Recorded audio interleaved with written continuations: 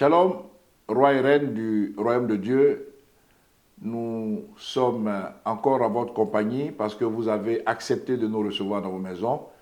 Je suis Jean-Claude Dogo de Rich Ministries et je salue l'église qui est dans ta maison, bien-aimé.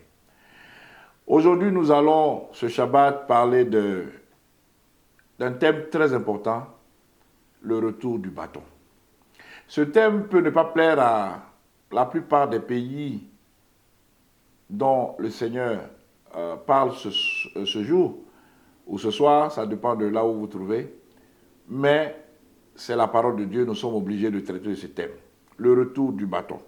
Bien-aimés, nous allons lire dans le livre de Psaume, chapitre 53, versets 1 à 6. Je lis. Du répertoire du chef de chorale à chanter sur la flûte, poème chanté de David. L'insensé se dit, il n'y a pas de Dieu. Ces gens sont corrompus. Ce qu'ils font est abominable. Aucun d'eux n'agit comme il faut.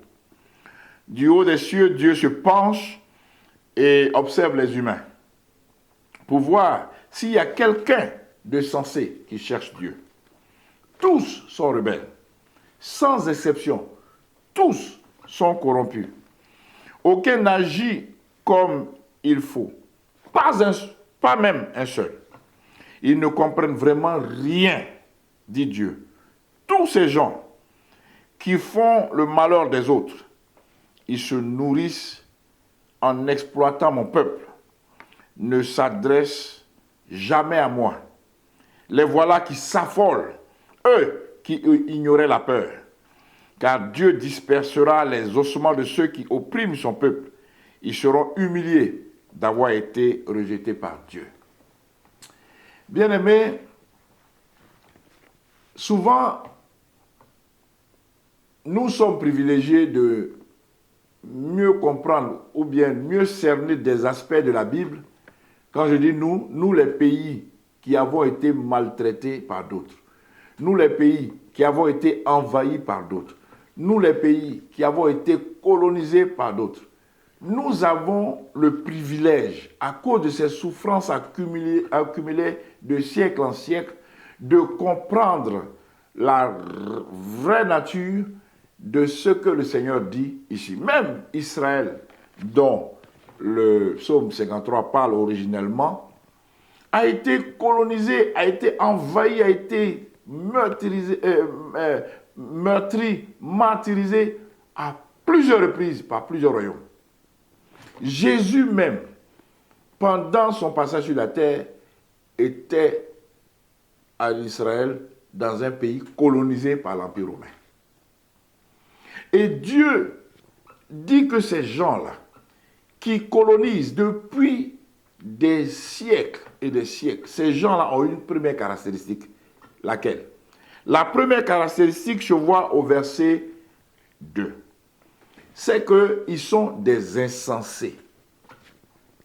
Vous les puissants du monde, qui agressez les pays, qui tuez les présidents dans le monde, la Bible, le Seigneur l'Éternel, à qui vous ne pouvez rien faire, dit que vous êtes des insensés. Et qu'est-ce que vous dites? Et pourquoi il dit que vous êtes des insensés? Il dit que vous êtes des insensés parce que vous vous dites qu'il n'y a point de Dieu. Et pourquoi vous vous dites qu'il n'y a point de Dieu?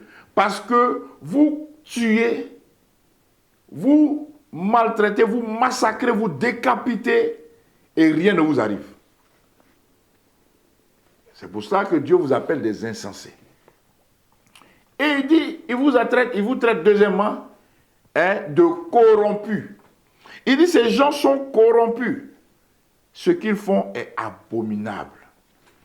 Vous savez, et il dit, pour faire finir le verset 2, il dit, aucun d'eux n'agit comme il faut.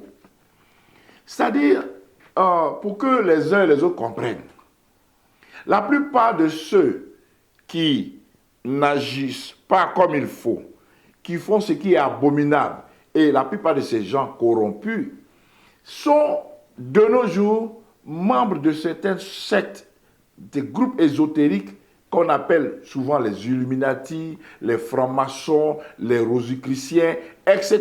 et d'autres secte aussi dangereuse que violente que se trouve sur la terre. Ceux-là enseignent à leurs disciples ou à leurs membres qu'il n'existe pas de bien ou de mal. Ceux-là sont prêts à tuer sans que cela ne les émeuve. Ceux-là tuent et ils tuent et ils tuent et ils tuent chaque fois. Ils ne font que tuer. Alors, la Bible dit que plus qu'un satellite, Dieu du haut des cieux se penche et observe les humains pour voir s'il y a quelqu'un de sensé qui cherche Dieu. Dieu dit, si tu n'es pas un insensé, tu peux être sensé. Et tu peux être sensé seulement si tu cherches Dieu. Mais il dit que non, tous sont rebelles. Sans exception, tous sont corrompus. Alors, quand des puissances qui elles-mêmes sont corrompues confisquent les biens du vice-président de la Guinée équatoriale pour dire que c'est des biens mal acquis, alors qu'eux-mêmes volent en Afrique, tuent en Afrique. Actuellement, nous sommes en août, peut-être que vous aurez la vidéo plus tard, mais actuellement, à cause d'un contrat que le président, enfin le chef de l'État usurpateur du pouvoir d'un troisième mandat anticonstitutionnel en Côte d'Ivoire a donné aux Français, à cause de cela, des familles entières sont en tête mises à la rue, sans avertissement, sans dédommagement, pour qu'un contrat qui va donner de l'argent à Emmanuel Macron pour sa campagne de 2022 soit exécuté. Les gens font des malheurs. Ils tuent. Ils tuent. Les gens meurent pour qu'eux soient riches. Voici ce que la Bible dit au verset 4. Aucun d'eux, aucun n'agit comme il faut, même pas un seul. Verset 5. Ils ne comprennent vraiment rien, dit Dieu. Tous ces gens qui font le malheur des autres, ils se nourrissent en exploitant mon peuple et ne s'adressent jamais à moi. Vous voyez, et je m'adresse à tous les Européens de bonne foi, à tous les frères qui sont des humains en Europe, ceux qui réfléchissent, ceux qui ont encore la notion du bien et du mal en eux. Sachez que vos gouvernements et votre protection, votre défense que vous appelez l'OTAN, fait des dégâts en Afrique et dans le monde. Ils ont tué un président qui aimait son peuple. Ils ont tué le colonel Kadhafi. Ils l'ont tué. Pourtant, il demandait pardon pour sa vie. Ils l'ont capturé, ils l'ont exécuté. Pourquoi? Pour que ces armes soient données aux terroristes que eux, ils ont embauchés en Afrique. Aujourd'hui, ces terroristes-là, avec les armes de Kadhafi, vont tuer partout en Afrique. Vont tuer partout en Afrique. Et quand ils tuent, les gouvernements sont obligés d'appeler la France qui vient tuer encore ces populations et exploiter ces richesses. Et on dit que l'Afrique est pauvre. La France ne vit que du malheur des Africains. La France ne vit que des guerres qui sont en Afrique. La France ne vit que parce qu'elle tue en Afrique chaque jour, impunément.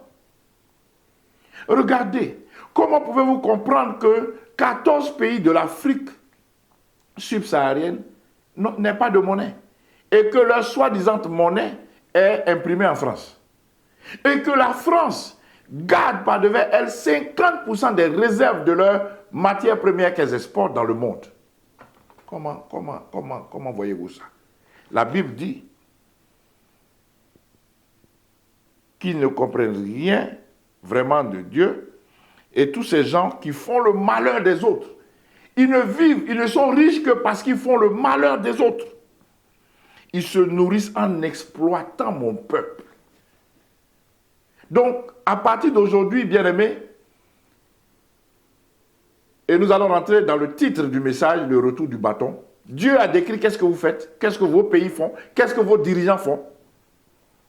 Ils ne s'adressent jamais à moi.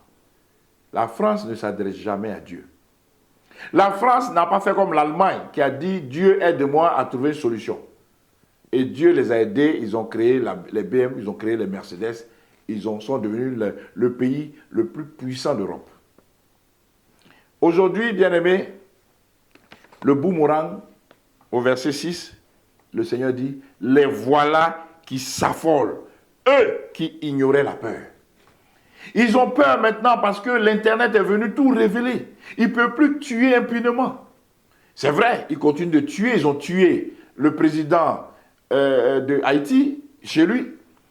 Ils ont volé des enfants, on les a attrapés en Afrique avec l'âge de Zoé. Ils ont volé des enfants, on les a attrapés. Une ONG de bienfaisance, âge de Zoé. Ils ont volé des Africains, des enfants africains, pour les tuer, pour prendre leurs organes. Ils sont peur maintenant parce que tout le monde est réveillé. L'Afrique ne veut plus être dominée. Les gens refusent. En Afghanistan, ils ont refusé la domination américaine parce que l'Amérique était là-bas pour prendre la cocaïne. Les 95% de la production mondiale de cocaïne, c'est là-bas. Les Afghans disent non. Et ils ont pris leur pays. Alors, ils sont affolés. Ils ont peur, eux qui n'avaient pas peur. Et en même temps, Dieu les frappe avec des inondations pas possibles. Des feux de brousse qu'ils n'ont pas vus. Et la peur est dans leur camp. C'est le retour du bâton bien-aimé.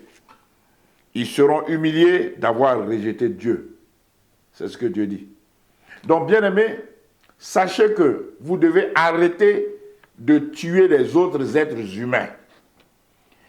Tournez-vous vers Dieu et le Seigneur va vous garder et va vous guérir au nom de Jésus. Amen.